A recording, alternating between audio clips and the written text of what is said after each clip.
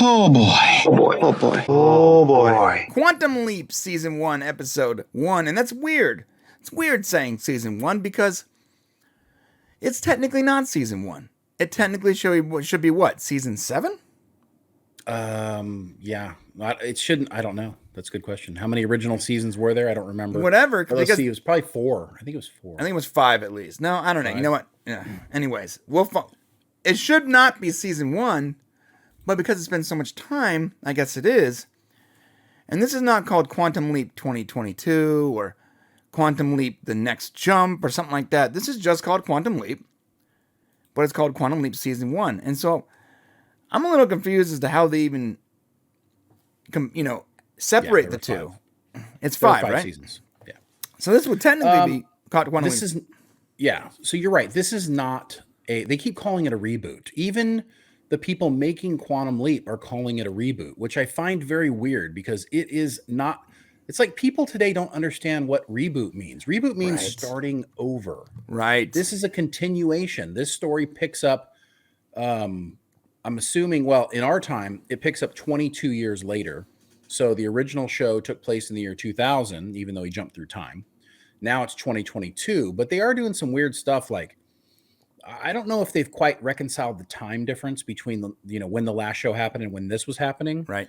Yet to be determined. But this is a continuation. The story is actually continuing. And it seems like the plot of the show actually, they haven't said it yet, but I do believe that the reason why Ben jumped early before not telling anybody is because he's looking for Sam. So. Right. It seems to be the case. And it's clearly a continuation, not just in name. It's not like they just talk about Sam Beckett. They literally show Al's pictures. So this is 100%. It's not a wonky reboot. It's 100% a continuation. This should technically be Quantum Leap Season 6. Or at least give it another name, like Quantum Leap New Horizons or whatever, like what Orville did. Yeah. Whatever it is, though. Something. Yeah, they should call it something else, like Quantum Leap The Next Generation or something. I don't know. Star Trek did that. It was fine. I mean, here's the deal. It's going to confuse people, though, because people that aren't in the know, the normies that aren't paying attention, they're going to go look up Quantum Leap, and I don't even know. How do you even find the original? They have the original series on Peacock. I mean, it shows up. It is on there, I think. And what's cool is, well, we can talk about it in a second, but at the end of this first episode, they actually went back and showed a clip of the original show in the beginning. Right. Now which was cool. Here is the page for Quantum Leap, the new one, Season 1, Episode 1, right? Yeah. Now watch this. I'm going to search Quantum Leap. Don't pay attention to my weird obsession with Love Island, okay? Oh, I watched one last night that my wife talked me into. All right, so now here we go. We have 2 Quantum Leaps here. Yeah, I mean, I hope you can tell the difference. I mean, I can tell the difference, the pictures. But they're called the same exact thing, though. You know? I mean, that's why calling it a reboot's weird. Like, it's not a reboot. Like, I want to just. And Donald Belisario, who created the original Quantum Leap, is also on the team that created this new Quantum Leap. Like, he should know, of all people, it's not a reboot. Right. So I don't know what's going on there. It's weird. But that said, before we get into it heavily, let's just say we were all bracing for, this to be a really bad show. And we were very concerned about it because Scott Bakula is not in it, as we've detailed in our videos you've probably seen. So we were pleasantly surprised that it really was not a train wreck. No. I'm not concrete on how I feel about the show yet, but I will say this, in my opinion, it was not bad. So we'll go through it all and explain why we feel that way, or why I feel that way, and get more to it. So what did you think, Brian? Yeah, I actually enjoyed it. Okay. And so it's weird. Starting. I think this is an interesting place to be when you go into a TV show with near zero expectations, the way I did. I didn't expect it to be good. I didn't expect it to be bad. I just sort of expected it to be not Quantum Leap, I didn't Right. expect to actually like any of the characters. I expected to be like the typical drivel we see coming out today, but that wasn't the case. I actually sort of liked Raymond Lee's Ben character. I liked the premise. I I pretty much liked how it played out. I like that Ben is a good guy. Right. That's the part that saved it for me, because I was actually really concerned, um, because actually, if I'm being really honest, so far in this first thing, Raymond Lee is the only person. His character Ben Song is the only character I'm not sold on yet. Right. And you really notice this when they go back and show the clip of the old one. Scott Bakula's emoting ability and his acting talent is just, it's apparent from the very first episode of Quantum Leap. And Dr. Ben Song is very, he doesn't emote well, and you can tell that his acting is suspect. There's questionable about how he reacts to situations that are, I mean, think about it. He just time traveled into the past, and he's pretty darn calm. And there should be a lot more to that. So, hey, but no, I'm not going to make a big deal out of it. He might need some time to get into the character. We got to give him a few episodes. That said, I got to give huge shout out to Caitlin Bassett, who's playing Addison, his fiance, which I was worried that was going to be weird. And this is like the first thing she's ever really done, guys. And Right. she's really good. She kind of carried that episode for me a little bit. Yeah. And when she said I was supposed to be the one leaping and you're supposed to be my my hologram, I'm like, damn, that kind of makes sense. Yeah, that made Like, sense. I'm like, that to me almost made sense, because he seems a lot more passive, she seems a lot more passionate, like we had with with Sam's character. Right. And to be fair, though, I also think that he is more analytical. He's a coder. He's probably not freaking out or having that emotion you want, because he's looking at everything from that analytical sort of perspective where he's got to gather data Right. before he makes a decision.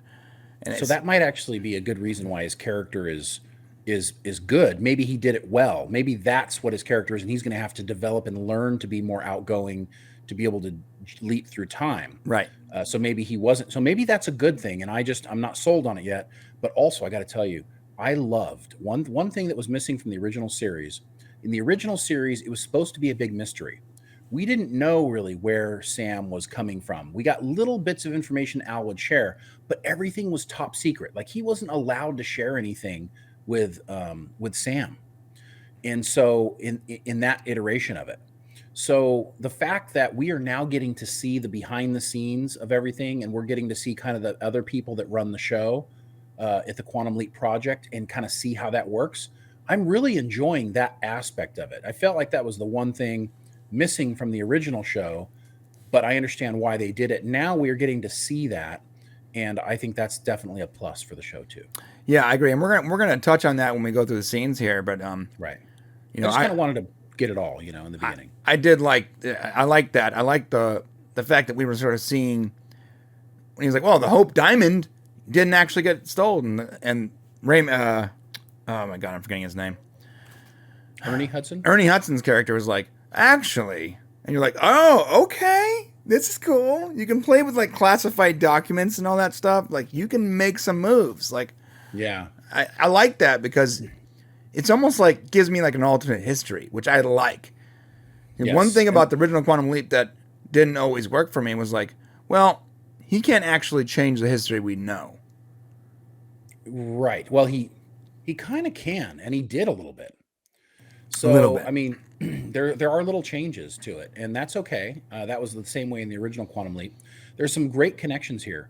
Ernie Hudson, speaking of his character, Herbert Magic Williams, was actually a character from the original series. Right. So he is a very small part. You got to remember that Al was in Vietnam. He was a Navy admiral in the show, and so that character is a connection to the show.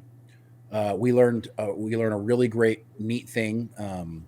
The good thing about the show is not only do they bring Ziggy back as the AI computer, the super powerful computer, right?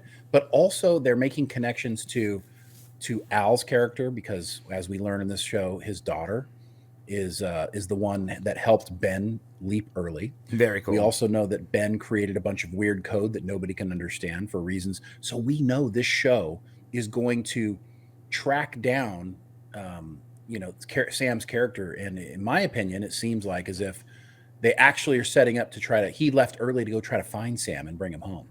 That would be rad. Even though from the horse's mouth, he's like, I have nothing to do with the show. I mean, perhaps they're setting it up so that maybe they're hoping they can get him on board for season 2 or something. I don't know. Well, his show was his new show he was going to do was not picked up by NBC.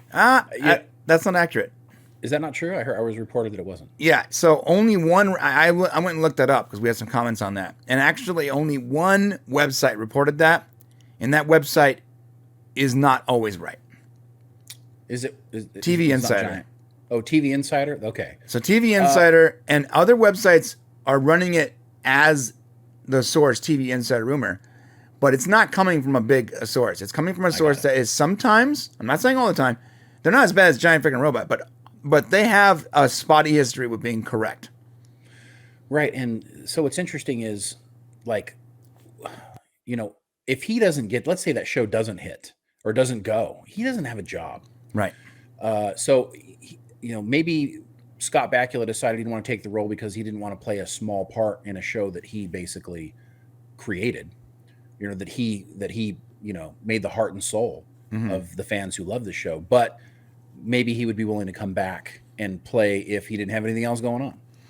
So something might change. Yeah, and I just to be clear, I'm not throwing shade at TV Insider. I'm just saying that they have a spotty record, not as bad as Giant Freaking Robot, but they have a spotty record.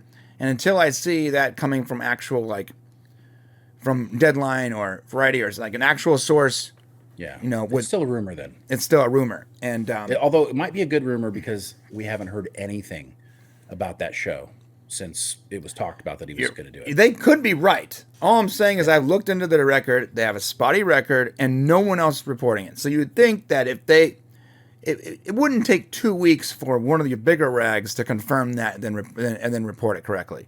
So the fact that it's been 2 weeks that they've been running, where they ran that story for 2 weeks, and none of the bigger sites has picked it up yet, is probably because they can't confirm it. And if they can't confirm it with their resources, then it might be one of those black spots. And there's good stuff on that website too. It's not Giant Freaking Robot, but they haven't always been correct. So okay, well, let's move on. All right, let's start this thing out. So if you don't know how this works, it's pretty simple. If we like a scene or an idea or a character or whatever part of the show, we give it an up vote. And if we dislike it, we give it a down vote. And at the very end of the review, we're going to average those numbers and give it an official Popcast score that you can then take to the bank. They will not give you money, but you can take it to the bank. Yeah, you can definitely know it's our score. That's for sure. It's the Popcast score. Okay. That's it. Just to give you guys a reference, Ring of Power last week got a -5. House of the Dragon got a +6. Ah, there you go. So and then we really like House of the Dragon, and we don't really like Rings of Power so far. Right. Galadriel. Yeah. There you go. All right, here we go. This is Quantum Leap. You better throw the snow up. I'm going to be careful. In 1995, theorizing that one can time travel within their own lifetime, Dr. Sam Beckett stepped into the Quantum Leap accelerator and vanished. This gets my first up vote. First up vote for me too, right here. Okay. Here's the deal. Great connection to the old show. I'm going to let you go. I'm going to let you go. But look, the fact that they started with this is like, we're going to start the show with letting everyone know exactly where this show stands. This is what this is. There's no anonymity. This is a fact. We are a continuation. This is about the same exact Quantum Leap machine in the same universe. That's beautiful. So I guess I had it wrong. So in 1995, okay, yeah. So in 95, this is correct. So Beckett stepped into the quantum accelerator. It had 5 seasons, so it ended in 2000. So that's where we left it in 2000. Okay. And I love this because the next thing really just sits there. really. After years of attempting to bring him home, the project was abandoned. Yes. Okay. So we get a continuation. And what's interesting is the original show, it took place, the experiment took place in the deserts of New Mexico. Right. And when we see here, it's towards the end, but we finally see they're actually like in a big city. So they're at the Quantum Leap Project. And when you look out, there's lights all over the place. So they are definitely not in New Mexico. I mean, New Mexico's been developed, maybe. I don't know. I've been to New Mexico. It has not. It has not been I'm developed. sorry, it has not. Gotcha. So all right, and there she is calling Dr. Ben Song. His phone number starts with the 1, which is not possible. That's like that. That's cool. It's better than the 555. Oh no, they're in LA, man. 213, baby. That's an LA number. You're right. That's Los Angeles. So she's calling Ben. They're in. So the new Quantum Leap is in Los Angeles. Looks like. Nice.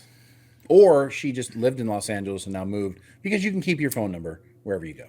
I mean, she's calling Ben Song, who has a 213 number. So I'm That's assuming. true. Or he may have. Yeah, that's true. Yeah, I mean, I can see it being. I don't know. Let's say it's in Los Angeles. Okay. It looks like everything LA. else is. Looks like everything else is. Bougie LA for sure. Bougie. All right, here we go. It's weird that they have their subtitles on the top like that. So I'm gonna drag that down real quick. Yeah, that is weird. Yeah. Okay. You don't want. So Ben is an introvert. He doesn't like going to parties. He doesn't like. Which makes sense. He's an analytical sort of programmer, right? I mean, he's a programmer. That's exactly what he is. He's a scientist. All right. So I get it. I wouldn't want to go to parties either. So this made me nervous, though.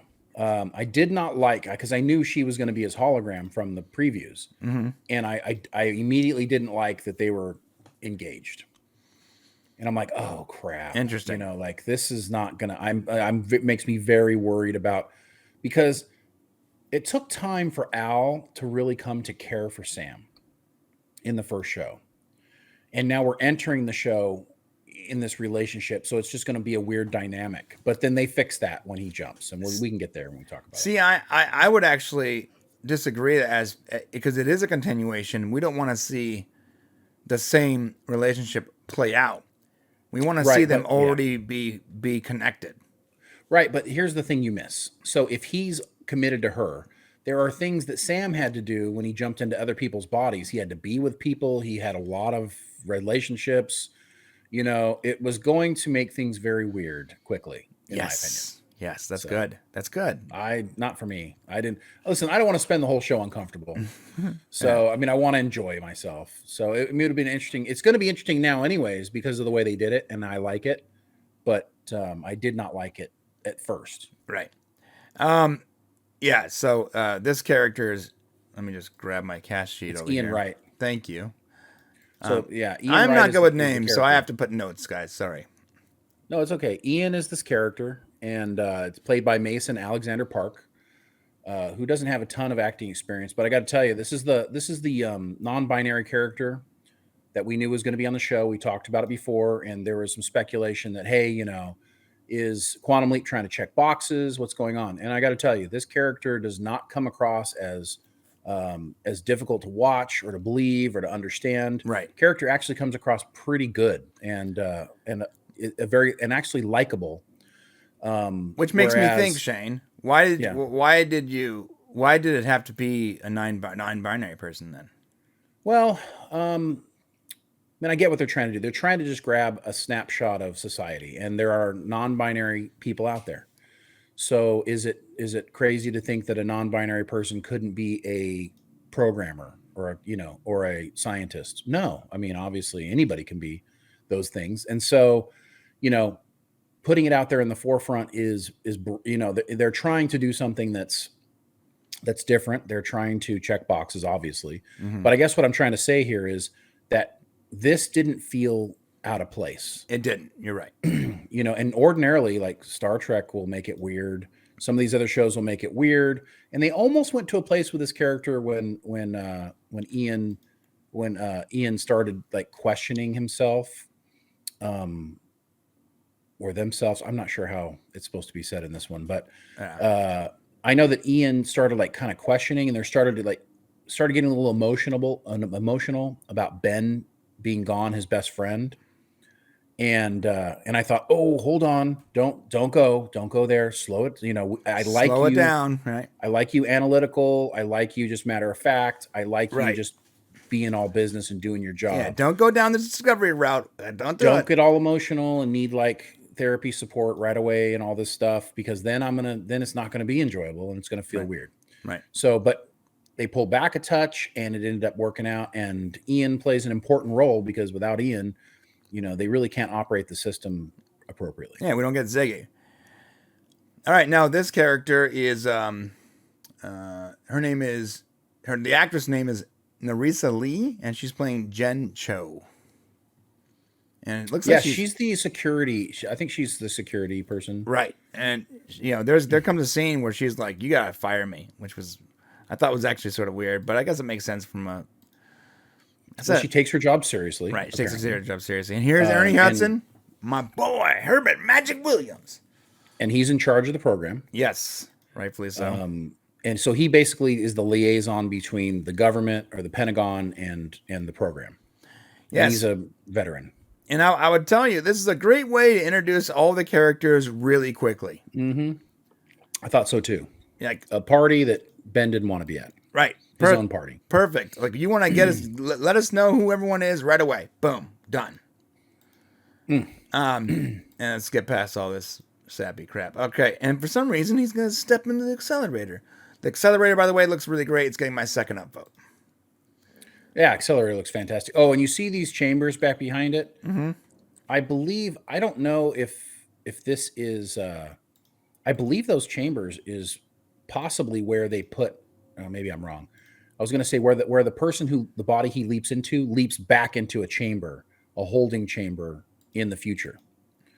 So, and that's one thing they didn't show that person. So his body is going to be there somewhere. Yeah, it's really weird. It's hard they never really explain, like, is it the person's soul? Is it their essence? Because obviously the person's body is still in 1985. Right. So whatever's coming back is they almost should be in, I would think the way it would work is they would be in Ben's body, but that's not how it works. Now, I noticed somebody in the comments here mentions that a big change to the show was that they didn't have the character showing in the waiting room. That's true, but they did not show the waiting room character every episode in the original Quantum Leap series. It was just it was like a spice. Every once in a while, they would show the character. So the fact that they didn't show the character doesn't mean they won't. And in previews, they do actually have the character back here. So that will be the same as the original show as well. Yeah.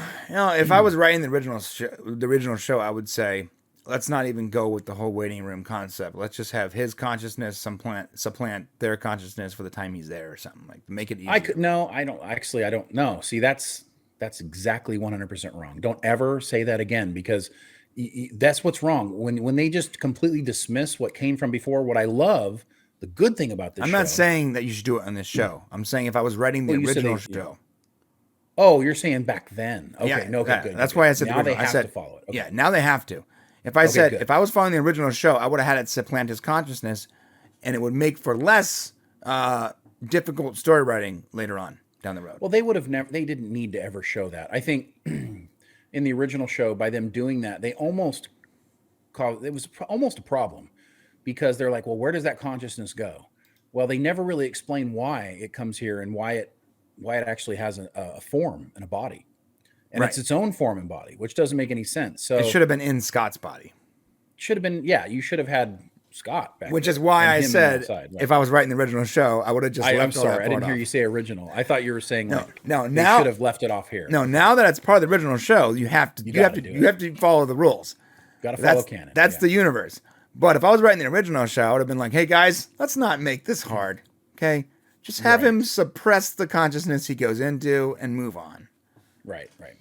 I would have to show his body though. Like his body's got to be somewhere. Like where's Ben's body at? Ben's body. They come back in. They're supposed to, come back in Ben's body. So we'll have to go back and look at some of the older episodes. I can't remember if that person looked into a mirror and they saw Sam's face. I can't remember if that's the case. I don't know either. But we'll have to look. Either way, the accelerator looks rad. and he Looks jumps. great, yeah. He jumps pretty much unceremoniously, which I thought was interesting. I'll take an upvote for this. This accelerator is really nice. I gave you one already. Oh, I didn't say anything. All right, cool. Yeah, you did. You said you also liked it, so I was like, that's an upvote.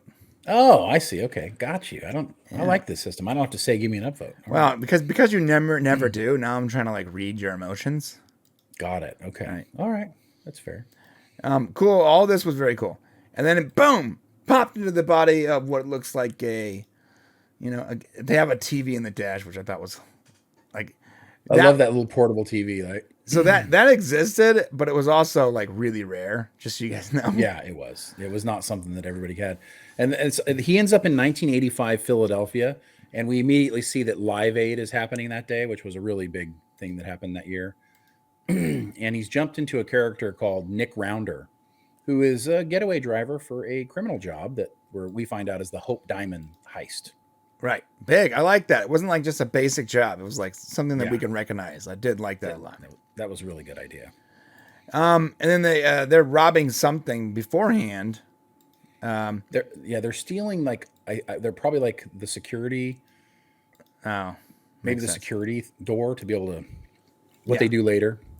And then I love the telephone booth in the background. By the way, can we bring the telephone booths back? I don't get it. Why did we get rid of them? Well, I mean, nobody was using them. I mean, like, what's the purpose? For Superman to change in. Yes, I get it. We need that. We need more of that. But I mean, I love them too, man. But there's just people don't use them no more.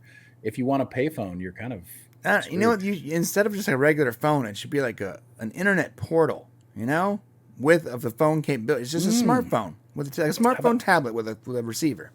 How about a built-in internet spot where somebody can just come and use the internet? I mean, and the problem is, this is the problem with the old things. It's the vagrants, man. The vagrants would just demolish it. They would. In a perfect world, those would still be everywhere. But remember when we were growing up, like they would be destroyed. They were pulled off. They made these things out of like hard cast iron, and somehow they were still ripped to pieces so they can get 47 cents. People just ruin things. People are horrible, and they ruin everything. Because in a perfect world, we would still have telephone booths, and now there would be smartphones, and everyone wouldn't have to carry a damn telephone. Yeah, really good point. So we, before we get to the Addison thing here, we find out that he sees Walkman, people walking by and they're wearing Walkman. This David Bowie song "Let's Dance" is playing. You got Goonies and St. Elmo's Fire on the marquee for the movies that are out at that time. Oh, good. So really nice touches. I really enjoyed, going back and getting that. It felt very nostalgic, which is so incredibly important to the show. And what's different for us is, so when we watched the original Quantum Leap shows, none of that was nostalgic for us. Like when they jump back to the 50s, we're like, yeah, we weren't there. So we were like learning about history. Right. But now as being an older person and jumping back, I'm like, oh, I remember what I was doing. Right. And it's cool in like a different way, and for young people watching Quantum Leap, now they're going to have that same, like my kids are always complaining, you grew up in the 80s, you don't know anything. And I'm like, oh, that sounds so weird for me to hear. Right. So now they're going to have that experience if they watch the show and go, oh, well, I didn't know all this happened in 1985. So, right. Yeah. No, I wonder if NBC is tied to their own, IP. In what way? Like we saw Goonies and certain things that like they can't really just show if doesn't belong to them, right? No, they can. No, you don't. You can show it. I mean, that was what was popular in 1985. It doesn't have to belong to NBC. I see. To put the word "the Goonies" up, it's not like you're showing Goonies. Now, if they were showing the Goonies movie or something or clips of it, they'd have to pay them royalties. I see. For showing it, but the name doesn't mean anything. Okay, so I can't wait till he jumps back to like 2000 and the whole Y2K scare. I mean, he could. Yeah, it's inside of his own lifetime, right? Yeah, I want to see him jump back to like Los Alamitos and 15th Street in the year 2000 because I worked there. That's what I want to see. All right. So we meet Addison, and she does the holographic thing where she like walks through things. It's good. It's perfect. That was good. And the best part of this whole thing, and I got to get an upvote for this one. Okay. He's got Swiss cheese. He doesn't remember anything. All right. Right. And and he doesn't know that that's his fiance. Right. Loved it. And now I'm like, okay, I'm okay right now. This is Right. good. We're on board. And they didn't ruin it right away. They let it run, and it needs to run for a while like this. So, I agree. yeah. I agree, 100%. And then she's trying to explain to him what's happening, but there's not time. They walk through her, which is great. He's got to jump into the van and be the getaway driver. He doesn't drive stick. Yes. That's awesome because nobody drives stick today. No one drives stick. Because it's not, back then in 1985, I would say at least half of all vehicles, maybe even more, were stick shift. Right. My first 2 cars were stick. Mine too. Yeah. I learned to drive on a stick shift because my parents said, listen, if you're ever captured and you need to be able to get away, you need to be able to drive all forms of vehicles. Right. Nowadays, it's like, they don't even make them, so never mind. Well, my first car was actually not a stick; it was automatic. But my first car that I bought, I was using my grandmother's car for a while. But my first car that I bought was a stick, and the second car I bought was a stick. And I had this weird impression that I'm just gonna keep buying stick shifts; they're cheaper. That was the case too. Yes, right. Automatics were a little more expensive. If you got the base model, it was a stick shift. But you also had more control of the vehicle, and you were more in tune with your driving. Yes. I always felt like it was not only easier to repair, it was more cheaper, and I had more control of everything. Yeah. So I love that they did this, but I'm also going to give it a downvote because you do not learn how to drive a stick shift in a minute or in 30 seconds. I don't know. He's, as younger people, maybe not, but he is, first off, he's not shifting the whole time. Once he gets up to speed, it's just a regular car. Not the way he drove it. No, he was driving like crazy. I don't know. Yeah. He's a little analytical.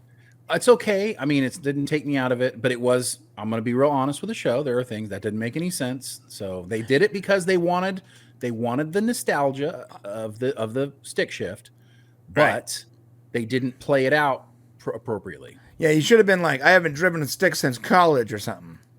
Something, maybe, yeah, or something, yeah, that could have been good, or they could have just showed him really struggling with the vehicle. Well, see, if it was a column shift though, it would have been a little easier because you don't got to play with the pedals, right? That Vans might have been a column shift, but this one wasn't.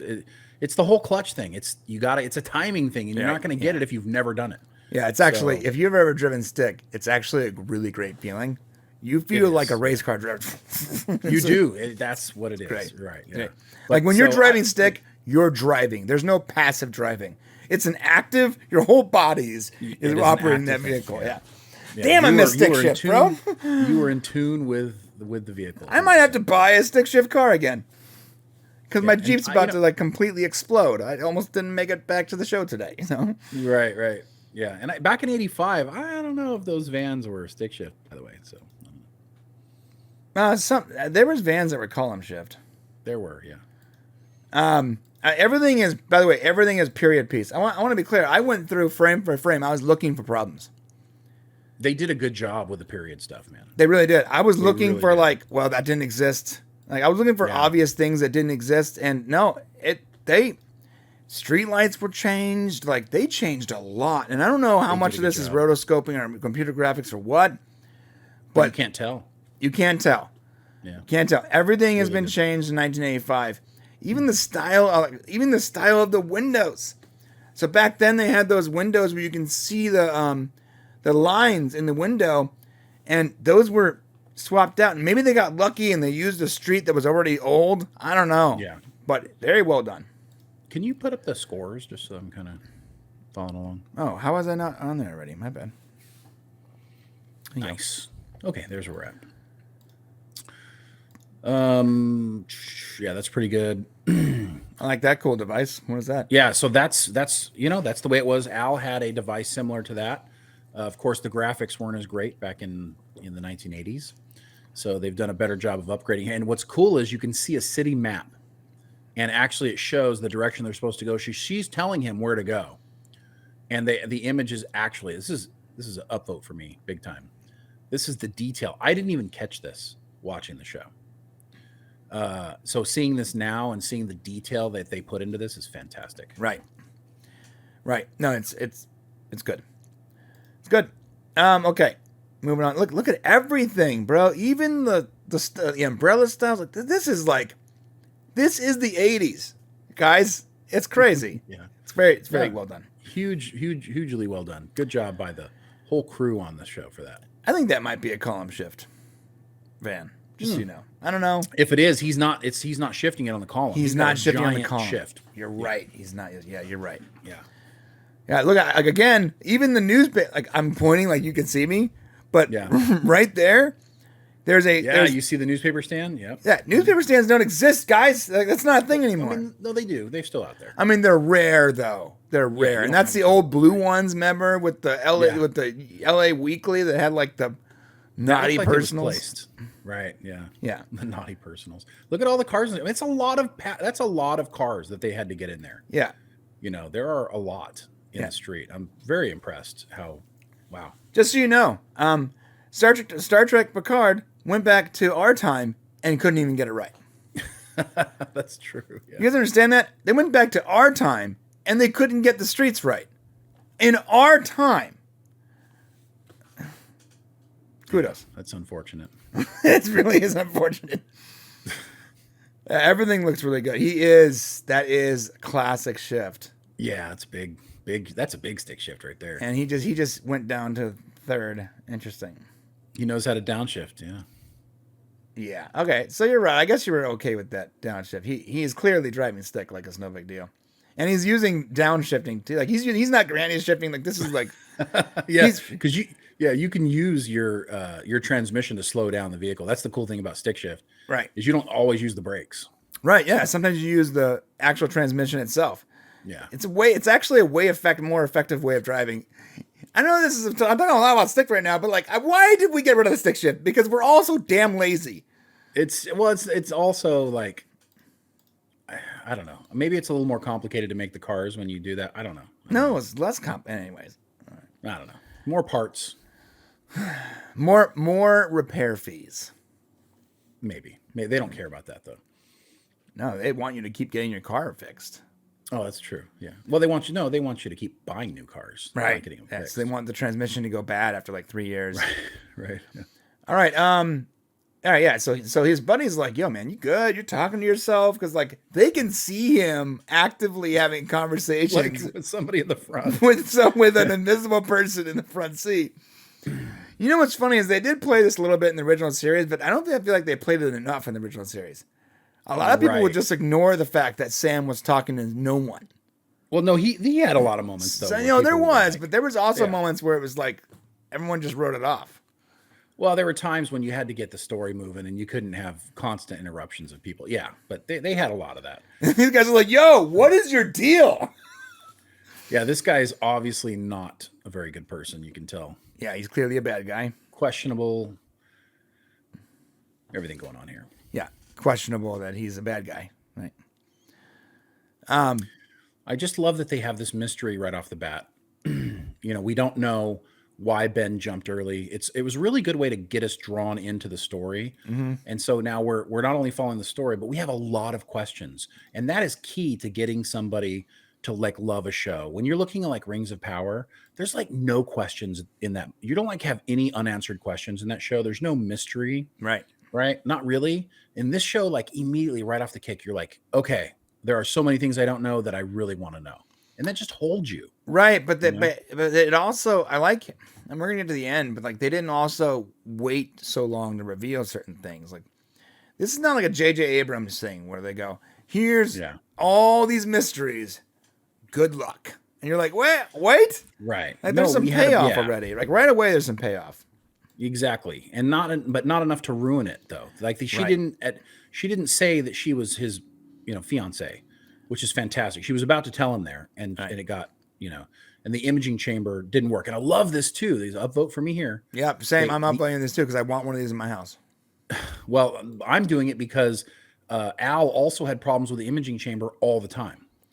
And so the imaging chamber wouldn't stay up. There were problems. And right at key moments when Sam really needed Al, just like right now when Ben really needs Addison, the imaging chamber fails. Which makes sense.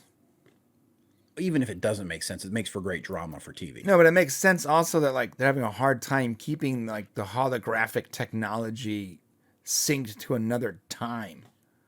Yeah, okay. Like, Yeah, like if it was always pretty much working, I would be I'd be skeptical. that's a good point. Yeah, I agree with that. So just really good job there. Especially since I can't keep a cell phone call working in 2022. Well, Elon Musk has fixed that for us, so I don't know, man. we'll see. Okay, so this is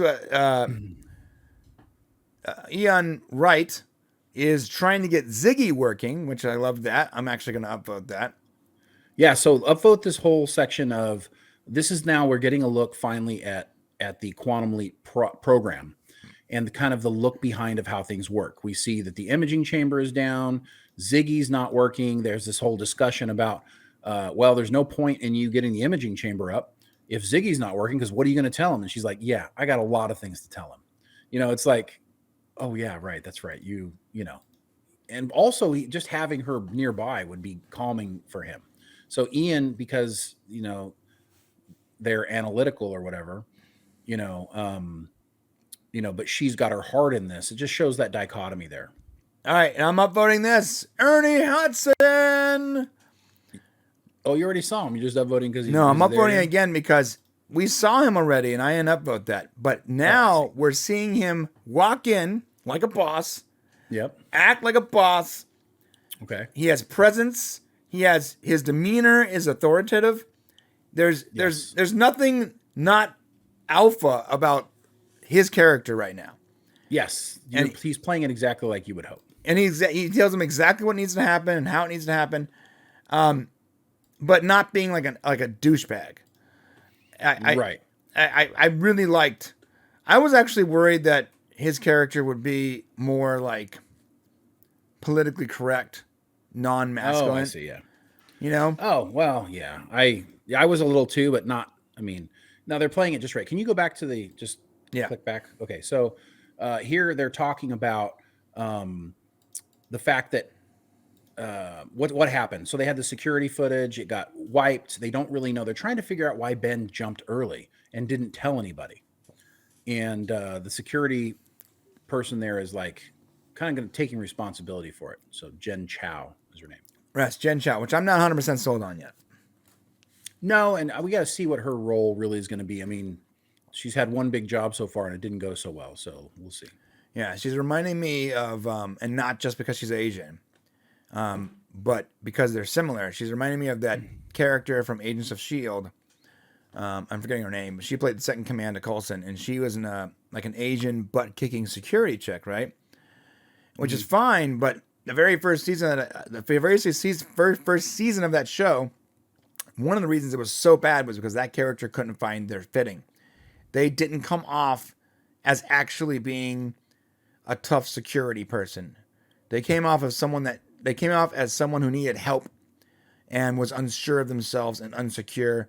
And I'm getting the same vibe so far from this person. Now, in seasons after that, she worked that out, and they worked that character out. But I'm getting that very, very, very, very Agents of S.H.I.E.L.D. season 1 vibe from this character right now.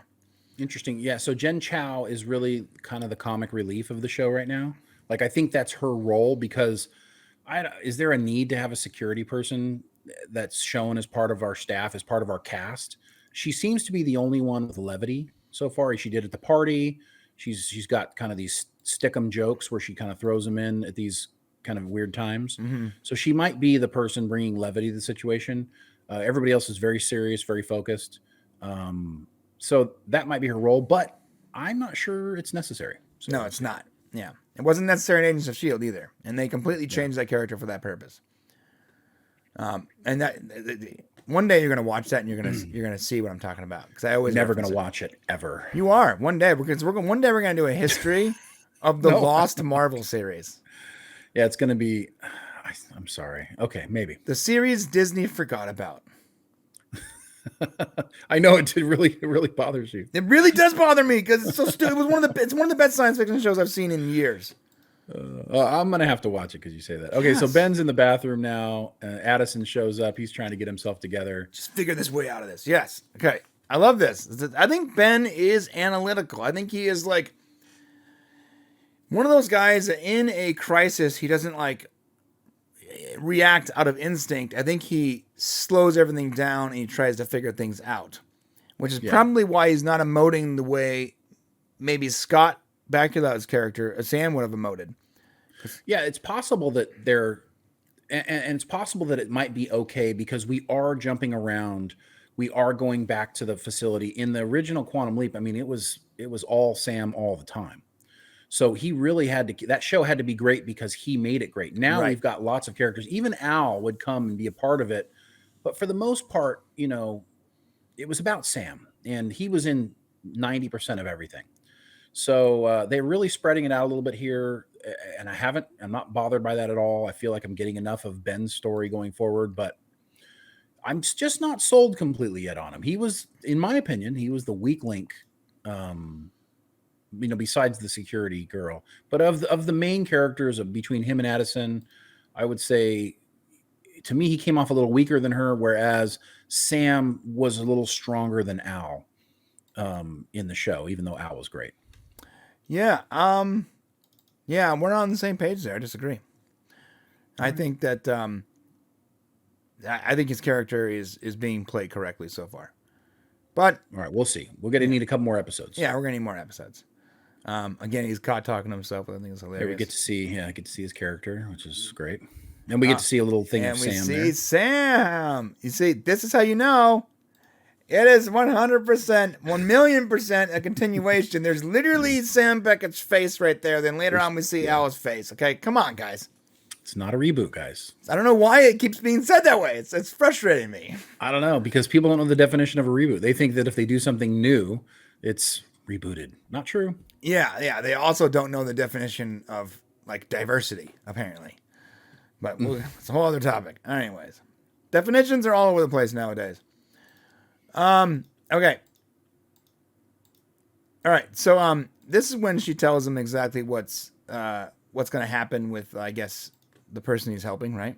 Right. She gave him the breakdown too. This is where like he got the full explanation of everything going on. And so did the audience.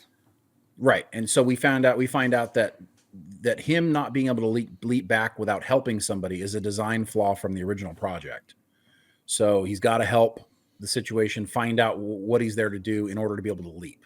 It's almost like, and if I had to guess, what if the machine was basing the leaps on anachronisms, like parts of time that were wonky or out of place, and he has to like sort of smooth that wrinkle out before the machine can push him further along. Maybe that could be an explanation. Yeah, I mean, they never really explained it all. It's almost more mystical in the original show. It was like maybe God has something to do with it, you know.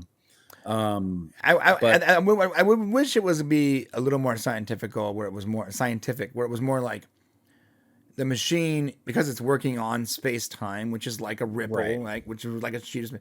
What if that dent has to be smoothed out before it can move on? I would feel better. That's interesting, but that would also have an explanation as to why you should eventually be able to get the person back.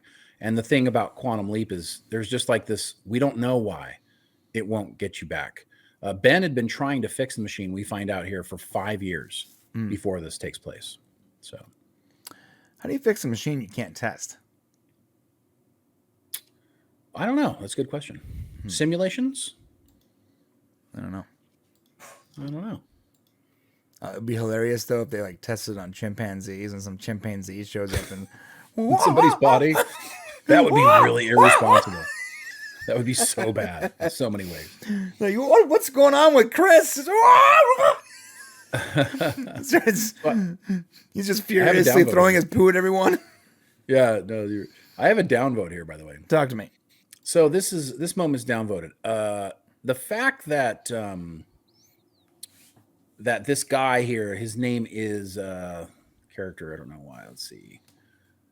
The bad guy? I don't have his name. Ryan.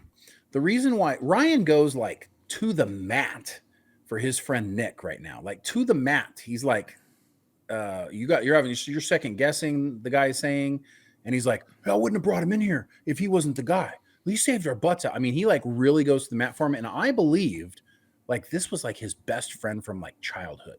Right. And then we come to learn that he met him basically like the day before or that morning.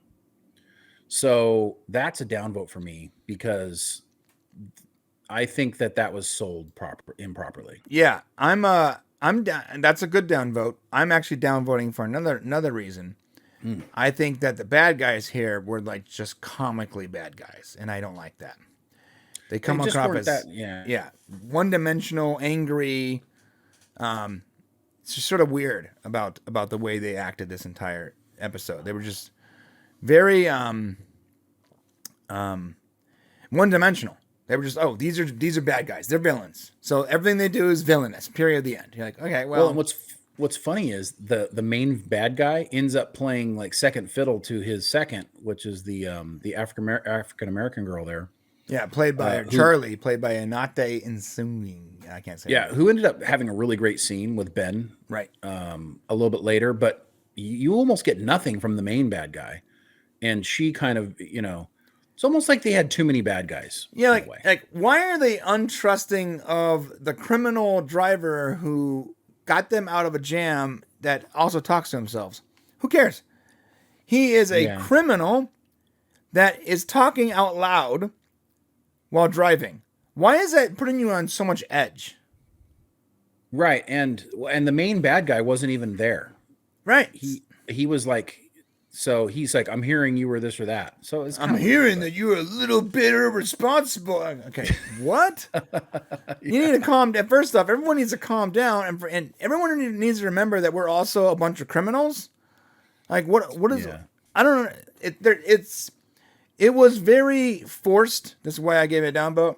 It was very forced, and they were very comic-y, like just sort of comic book villains, comic book dumb bad guys, and I get it. You can't like develop their history, but like, and there's so many characters, Brian, in this first episode. It would have been really hard to go deep into these bad guys, right? And I would argue there were just too many. There maybe should have been two or something. No, there should have been one guy, and the guy is helping.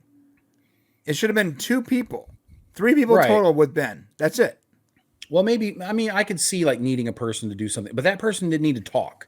Like you didn't need that person to play a role. They could have been there, but it's like they tried to give parts to everybody. Like, it's like they gave a lot of speaking parts to each one of those bad guys, which was just kind of unnecessary. Right. Yeah.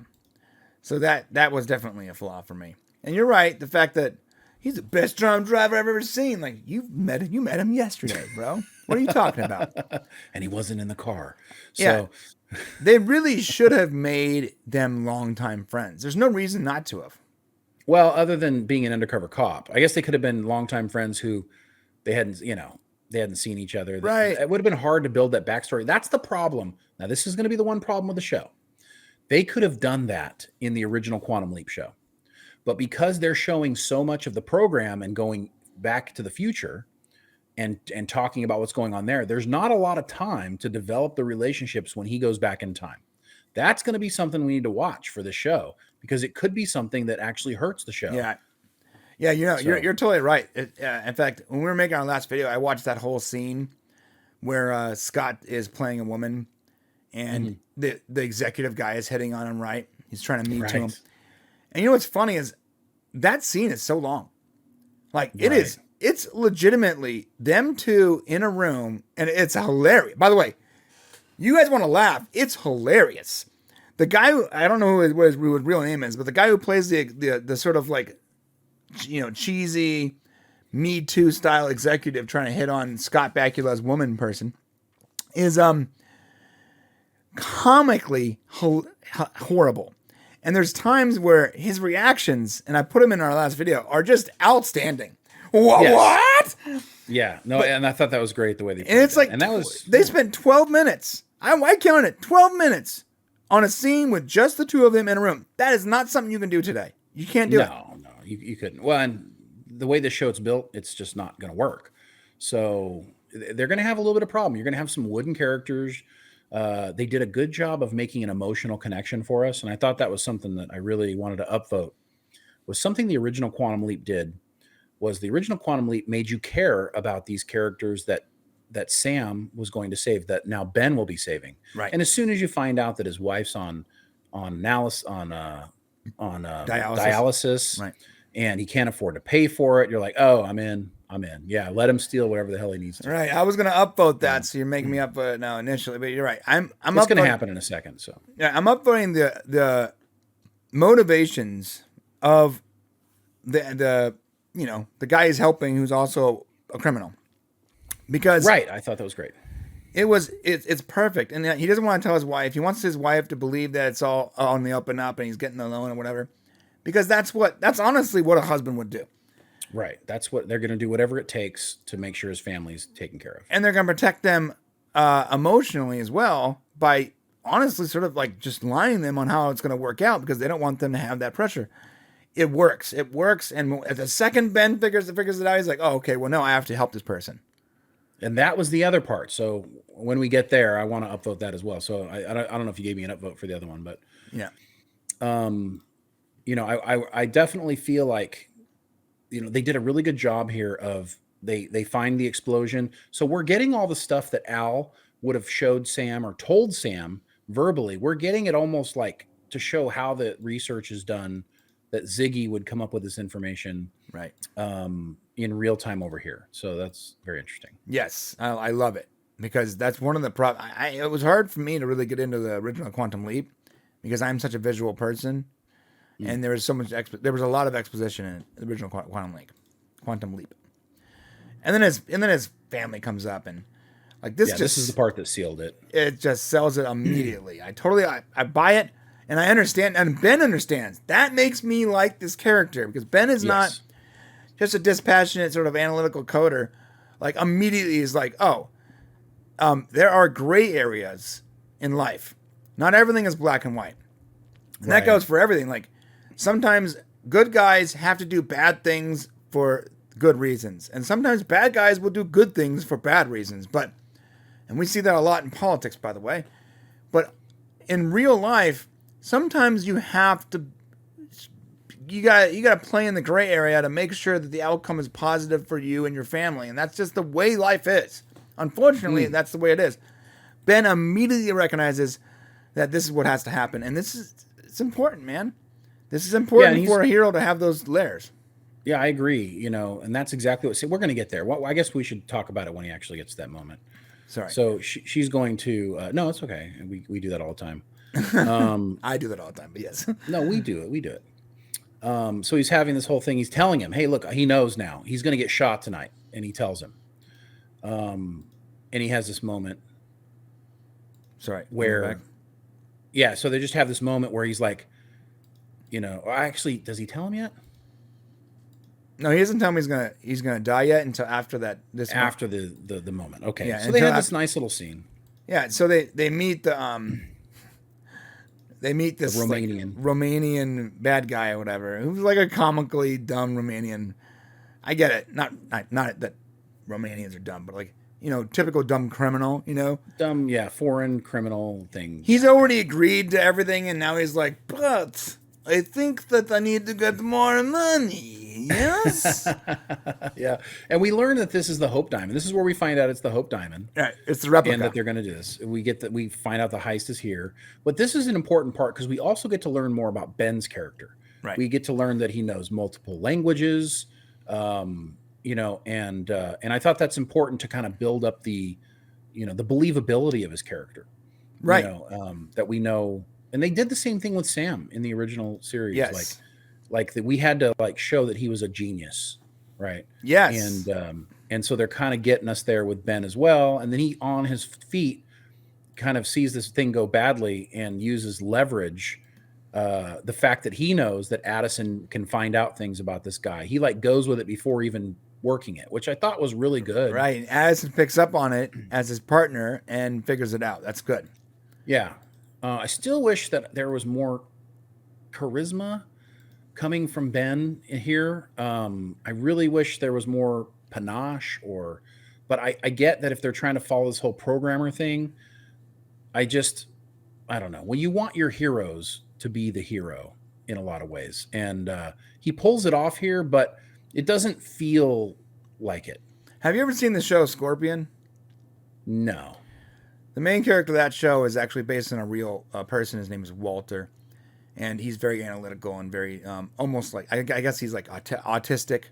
He's high functioning autistic, very analytical, and he often has to play the hero, but he's very dispassionate, right? Well, that makes sense. I mean, if we know what autism is, that makes sense to me. Right. But this is not the situation. Real quick, let me finish. The thing is, though, the time watching that show, it actually bothered me some, even though it makes sense. It bothered me because it wasn't your typical heroic role. However, the time when he shined was when he was able to flex his intelligence over the bad guy. Right. And when he did that, that worked for me. And when Ben did this with this guy and his reaction, it did work for me.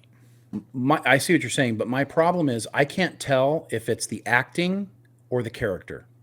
That's my problem with it. So I can't tell if he's just not a good enough actor or if this is his character.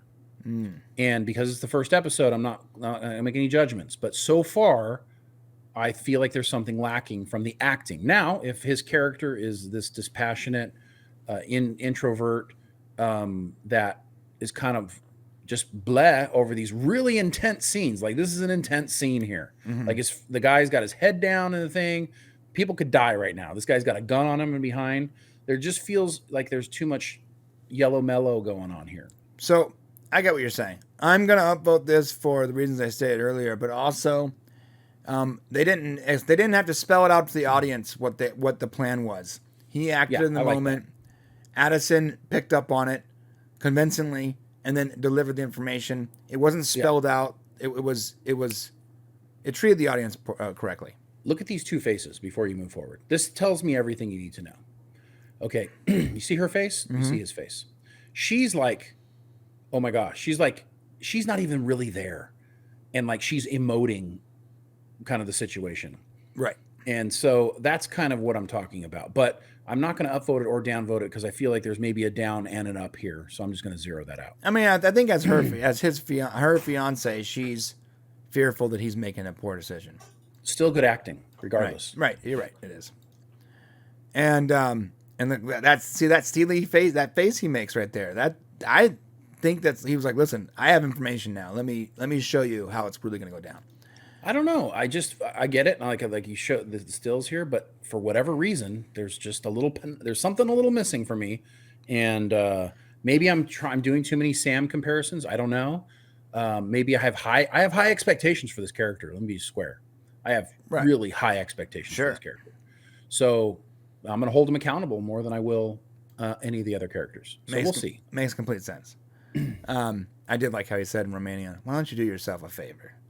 All right. It felt good to me. It felt good. It felt good. Now this scene, like I said, this character, I'm totally getting, the cavalry vibes from her, and it doesn't work for me yet. But I'm not going to downvote or upvote her yet until I see more, like you were doing with Ben. Yeah, and I think this scene is important. Now, this is the other thing. You could totally, if she came in here just to like say, if this was like, TV does this all the time right now, guys. We constantly have scenes that don't need to be in there. Yeah, they waste time. And this was almost a scene that could be like that until they showed us the security footage that they managed to find a little something. Right. Now, they don't know who it is. They can't tell who she is, but we get a little bit of information here. And I'm like, if this was just like, I come in to apologize, you should fire me, and I want to grow this character and teach you guys more about this character, boo, downvote. But because we learned a little bit, I'm actually okay with a little bit of the character background and the story moves forward here. Right. So that was good. This is how you run the clock and give characters, more fullness, is by moving the story along with the character versus just check, we got to check the book. We got to give this character some screen time, and we need some time. We need to run the clock out. I hate it. Good writing room decision here. Yeah, Rings of Power. We constantly talk about the Rings of Power is doing that literally every episode. And we get Magic's office, which I think is key to establish his leadership. Right. And there's the picture with the hand. Yeah, it was a military ring, right? He knows it's a military ring. Right. We learn more about that and how it connects back. It's really great. Right. It's very good. Good. This whole thing was good. We're back. We're back in 1985. And this is when he explains. This is where he tells him. Right. Yeah. He's gonna. The lighting is really good, by the way. That he's gonna die that night. And look, let's figure out another way to help you save Katie. You know, there's one thing here that once he saves his life, he's gonna jump. So he's not gonna be around to help him figure out another way, which is sort of. I love that. That's the way all of them were, though. See, that's the cool thing about this show. The same thing happened with Sam all the time. Like sometimes he would leap when he didn't want to. Like, oh no, don't leap yet, because he wasn't done trying to help. Mm-hmm. And so I love that kind of problem that we run into. And I love what we're about to deal with him and his fiance, and about how his decision is different than the decision she wants him to make and the reasons why. Right. So agreed. Yeah, and he's trying to convince him he's got to walk away, but so he tries to walk away. Interestingly enough, and the comic book villains are like, "Hey, man!" Like, I got to downvote this because I know we already downvoted. Well, you've already downvoted, but they're even more comic book villainy. Like, come on, the villains are not good this episode. Everything else is just fine. I'm not saying it was bad, but like they almost don't matter to me. They just don't. They don't matter at all, which is like that. Well, no, I mean, like I don't necessarily need them to matter. It's less about what they do and more about how he helps the guy to get the leap. To me, in my opinion, but that's the way it always was. I was never that concerned with the bad characters. Okay, I get it, but it's up to you. I'm concerned. So, a lot of gun pointing, that's for sure. A lot of gun pointing. Just like, they're criminals. Like, I mean, they're gonna kill him, but then he steps. He's like, don't kill him. Don't kill him. He's an undercover cop or whatever. Right. They actually found that out, which is interesting, and that's a nice twist that they find out that something that they didn't know. So Ziggy didn't tell them that the actual guy was an undercover cop. Right. So they missed it. They can tell they're not good at this yet. Right. This is the first episode. And so we got a nice twist to upvote that. We got a surprise. They got a surprise, and then they had to deal with it. Right. They had to figure out how to deal with it. It was good. And now this also went to show, this goes to show that, and this is worthy of the same info, but the person he's there to help is a good person. Yes. Right. Like, he's a good person that's doing a bad thing for good reasons. And that he lost his restaurant, can't afford to take care of his family. Right. Right. And the 80s weren't great for everyone, guys. Remember that. It's true. Still had poor people. Yep. That's that moment where I almost got nervous. Right. When Ian's like having an emotional moment it was actually good to see that this character cares about Ben and that they were actually close friends. Mm-hmm. So that was kind of nice. And then they cut it off before it could get like over the top emotional. Right. Which was nice. Because it was about to. Yeah. So good job. Good job, NBC. Good job. I don't know why the security person is working at the computer, but I don't want to nitpick that hard. We haven't justified that character yet, Right. So let's put it on the keyboard, I guess. He's trying to get out of the.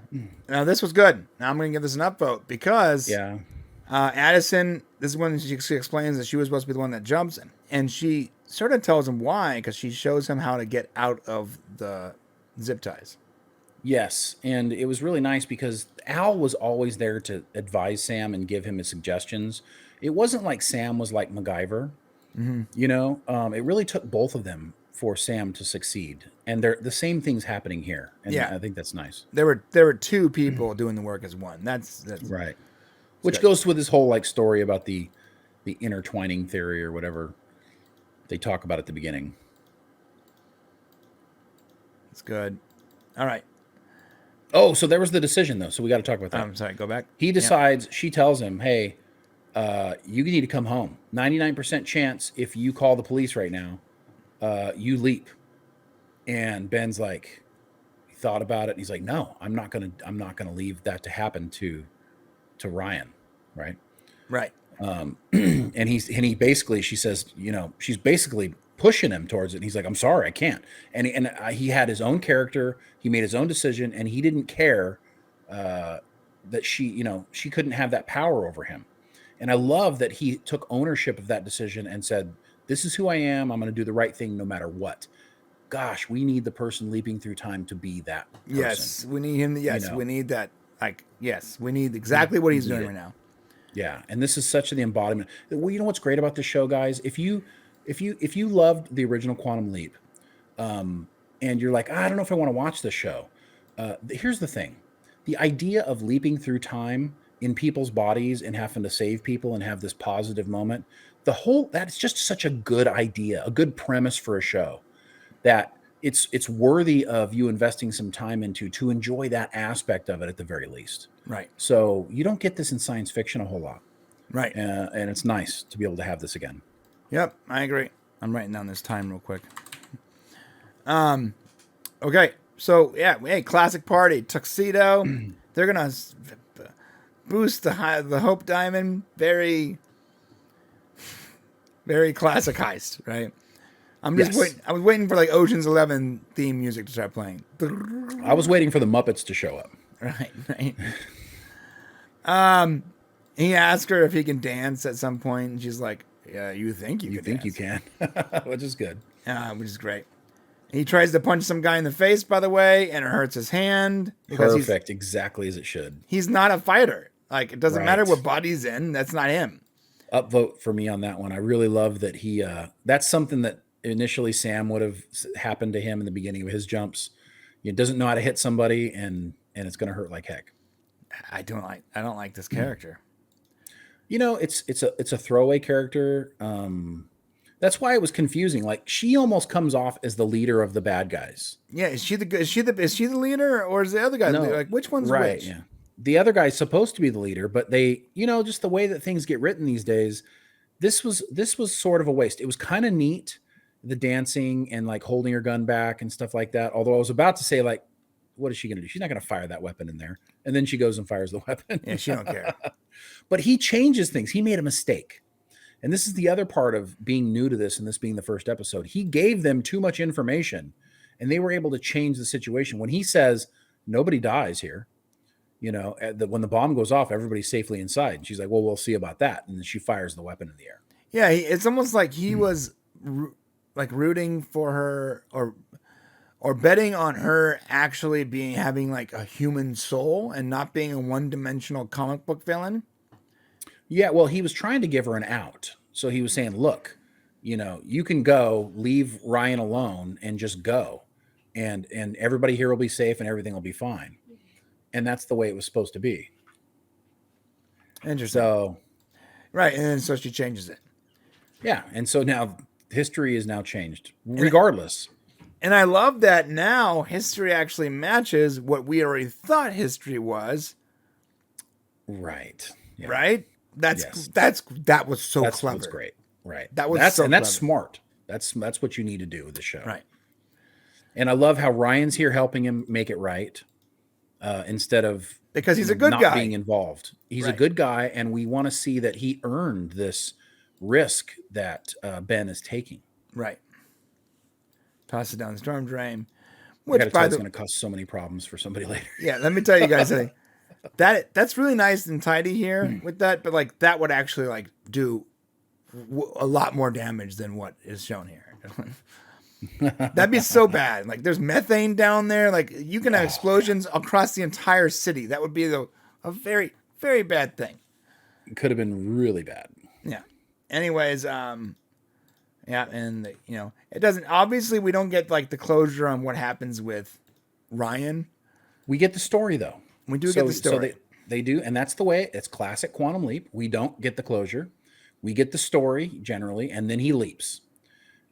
Perfectly done, just like the original show. And explain the story. The story is that he got his restaurant back. The wife gets saved. Everything positive happens in his life. Eventually, he would turn himself in. The crooks got captured. He turns himself in, but the city rallies behind Ryan because of his wife's situation, and the hospital pays for it. He doesn't have to pay for it. It all just ends up working out. Right. And here's the deal.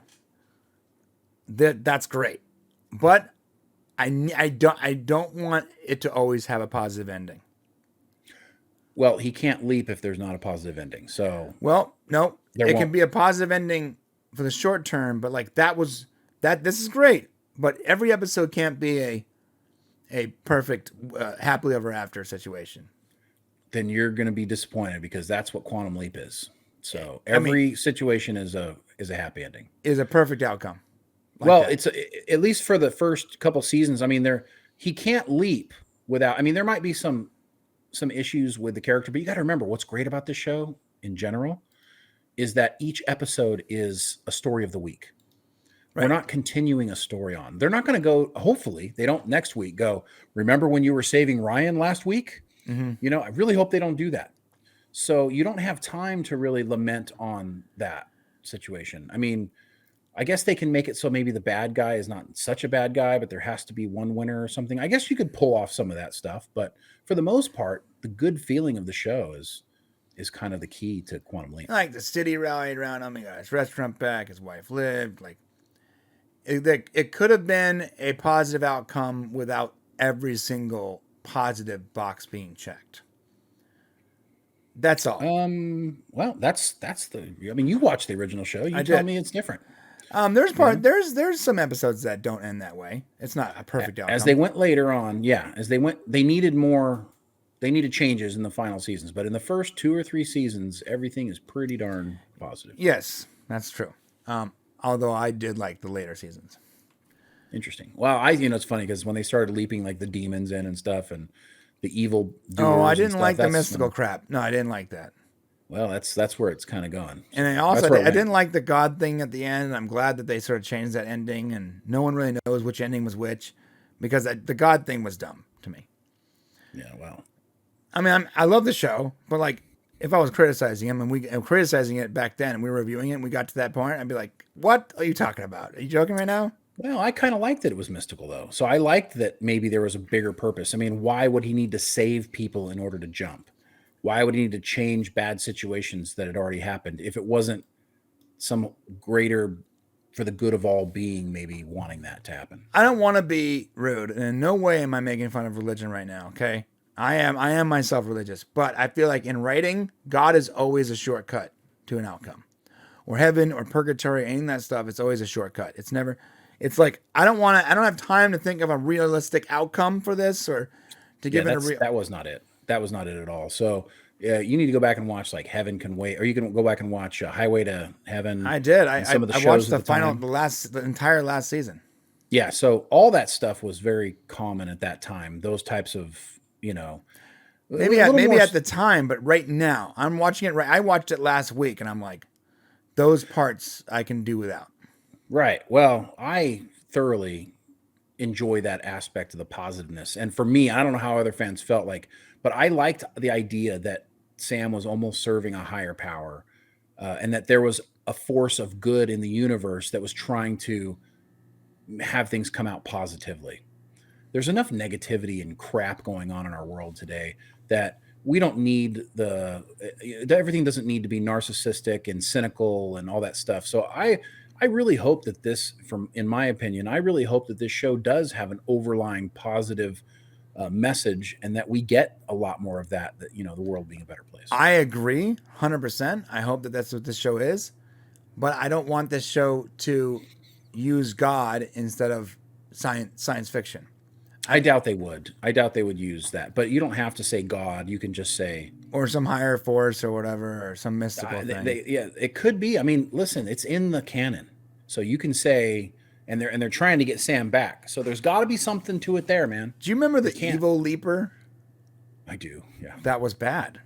That wasn't. I don't think they needed it. It was just they were running out of ideas. They were really running out of ideas. It was like they were like trying to copy Doctor Who with like the evil Doctor Who and the Master and all that. They wanted to have an opposite force. I get it. Like if you've got this good force, like moving them around, maybe there's a bad force doing things. It's actually not a bad idea. It was just kind of creepy and didn't feel cheesy. Great. Yeah. But the idea, pretty fantastic. If there's, people jumping around to do bad things, if there's people jumping to do good things, why not people jumping to do bad things? So I'll be glad if they don't go down that road here. Yeah. But if they did touch on it a little bit, then I would say, well, at least they're honoring and respecting canon. So if they did have evil leapers at some moment, right? Mm-hmm. You need to give them motivations aside from being evil. Okay. Right. Have Yes, it, it would have be it be cool, the yeah. North Koreans or some other government or whatever, some other party, maybe a big corporation that has the same tech that they're trying to modify history to give them a better outcome in the future or something. Or maybe that the leaper doesn't realize they're necessarily being evil. Because you're right. It was a very like bad guy. Bad. It was like red versus gold, Yes. green, or I yeah. am so evil. Like, Yeah, oh, it was okay, come on. cheesy. I mean, it was the '80s, man. So there were, it was not well thought out. So if they do that, though, I would like to see an evil not evil, selfish capitalist sort of like the typical Corporation. organizations, Yeah. like let's say it's Meta, Facebook, and they're like, Okay. and then and they have leapers that are just doing the bidding of the company, attempting to change history in some way. Okay. Yeah, that would be interesting. At least, so there's a proper motivation. Right, but not like get people killed. Yeah, that was the other thing is it was very evil. It was like good versus evil. Right, it was so evil. Right. Whereas like maybe a little good versus a little bad would be more appropriate. Right, it needs to be an appropriate or realistic amount of good versus bad. Yeah. Right, yeah. It was supposed to be like God versus the devil, I think. It was too much. And I love the show. I'm just saying, if I was criticizing it, that was too much. Anyways, okay. So back to this show. So far this show is not doing anything. That's fine. So Herbert meets with security Jen, and he's asking about the ring, and this is when they explain the thing with Al, right? You want to go through this?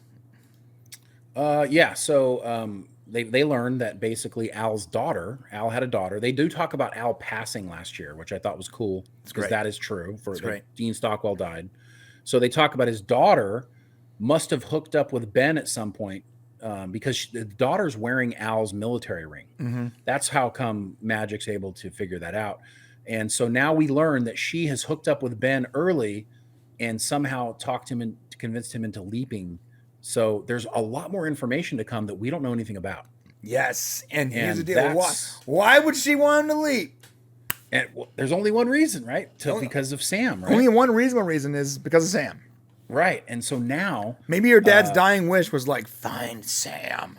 Right. Get him home. Right. So that's fantastic because they tied it to the original series. I'm so glad they didn't just go off in their own direction. Yeah. They stayed true to this is what we're asking for new shows to do. We're asking you to stay true to, and I don't know whether they did it intentionally or, or if this was just like a wonderful accident, but they really do pull it off here. So they do. Well done. They pull it off. She wanted to follow in her father's footsteps. Great. She wanted to join the project. Yeah. It's great. Everything about that scene was great. So look, overall, and I'm just gonna wrap it up here. So that character will be in future episodes because obviously she's going to play a role in the season. So right. So what do we got here? We got a +7, and maybe you don't know how this works, but that's actually pretty damn high. Before we do that really quick, just note he does leap. He ends up leaping into a space shuttle while it's launching. Right. Yes. Yeah. So for next week, we're going to get him, and we don't know. That could be Challenger because who knows what they're going to do or how they're going to do it. We thought it was going to be this episode because when they showed the preview, it's like they showed a lot of the Challenger or the shuttle. Right. So we thought that was this week. Plus, it was 85, but we know that the Challenger exploded in January 86. So it could still be Challenger. So that'll be interesting. And he also says, "Oh," like he's going to say, "Oh boy," at the end of that. Yes. Okay, which I thought was cool, right? Also, another upvote for me. They dedicated this to Dean Stockwell, which I thought was just super cool. At the end of this thing. It's dedicated to Dean. So upvote that for me because I wanted to be able to throw that in there. I'm gonna upvote that too because that was great. I love how it ended with it's okay. So it started with the story we saw at the beginning of the original Quantum Leap, and it ended with the dedication to Dean Stockwell. It's like this series, at least the first episode, in every way, has glorified and celebrated Quantum Leap. Yes. And It's honoring it big time. It honors it in every way. And I'm sorry, but that is so rare today. It is. Guys, it is. It is so rare. It is so rare in 2022 for a TV show, reboot, continuation, whatever you want to call it, to honor and celebrate the IP that came before it. It's so rare. It is. It does Even not in happen. Star Trek, with a 70-year plus, growing continuation, somehow they're not able to honor the previous Star Trek that came before it. But this did. So, I mean, well said, bro. So far, so good, guys. Like, I gotta say, I was fully walking into this expecting a massive woke crap show.